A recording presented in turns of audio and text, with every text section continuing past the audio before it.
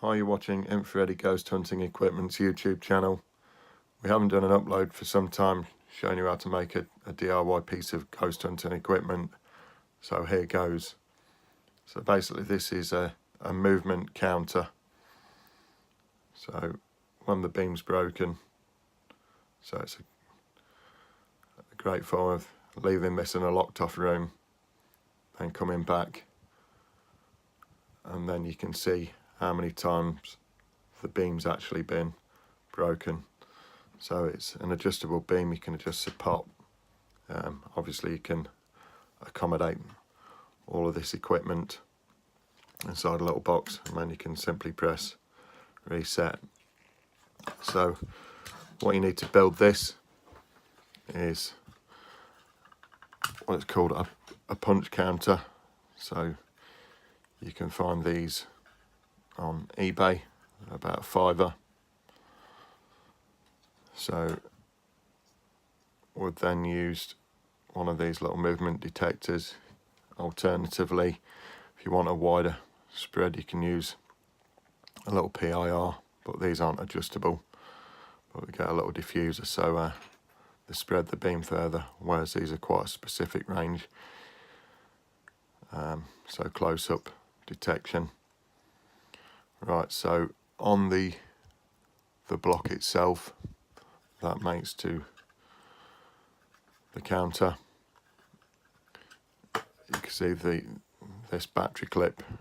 We've just put the positive to the left, and then we've got the negative to the centre, and then as you can see, this board actually comes assembled with this header strip on with right angled connections.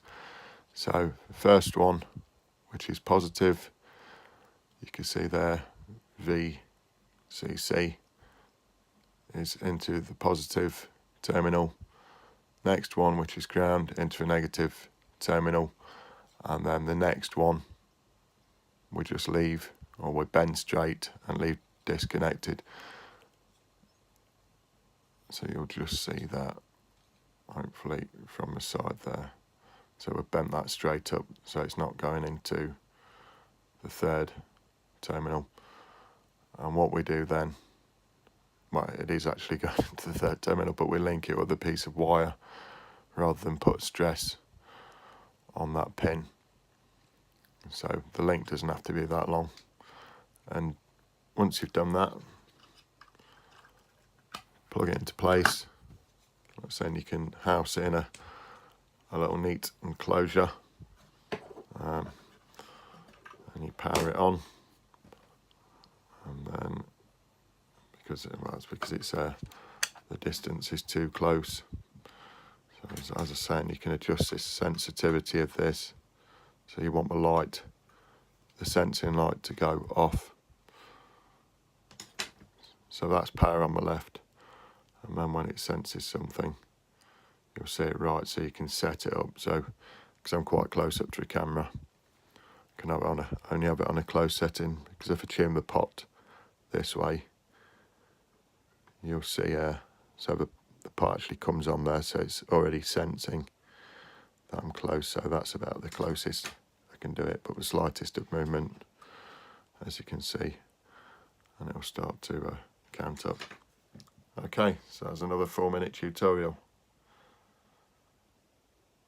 If you could like, share, subscribe, do all the usual YouTube stuff, it'd be a great help us to keep making these videos.